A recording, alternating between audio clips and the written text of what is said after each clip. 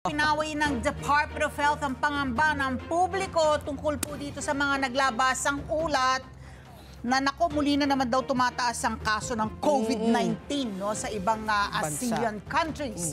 So ito po, tinitiyak po ng Department of Health na walang dahilan para maalarma po dito po sa napaulat nga pong pagdami ng kaso ng COVID-19 sa ilang bansa sa Southeast Asia.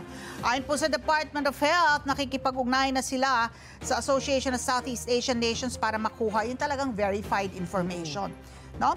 Base po sa pinakahuling datos, tumaas ang bilang ng mga kaso sa Singapore sa 14,000, 14,000 sa linggong natapos noong May 3, mula po sa 11,100 na naitala sa naunang linggo. Nilinaw naman ng Ministry of Health ng Singapore na walang indikasyon na mas madaling makahawa at nagdudulot ng mas malalang sakit ang kumakalat na COVID-19 variant.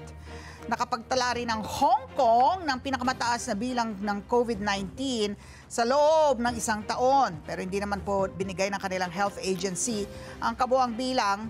Pero binunyag ditong may naitalang 81 malalang kaso ng sakit sa mga may edad at meron 30 kaso ng pagkamatay.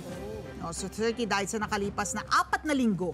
Mula January hanggang noong May 3rd, nakapagtala ang Department of Health ng 1,774 cases ng COVID. At nakita rin umano nila na bahagyang bumaba ang bilang ng mga naiulat na kaso sa loob ng nakalipas na 3 hanggang 4 na buwan. So pinapaalalahan lang po tayong lahat ng DOH na eto, mag-ingat pa rin tayo. Bantayan yung mga impormasyon na ating pinagkukuhanan. Mag-ingat po sa fake news. You just have to go to the official channels, no?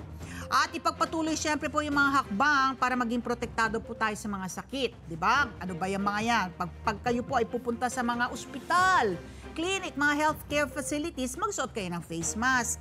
O pupunta kayo dun, papasok kayo, di ba? Magko-commute na talagang malapitan kayo sa mga tao at medyo crowded, magsuot na kayo ng face mask, maniguro na kayo. Manatili kayo sa bahay kapag may karamdaman, and mag-observe ng wastong respiratory hygiene, kumonsulta agad sa doktor kapag may nararanasan ng mga sintomas. Let's get together, Sunnet 25, Sunnet 25.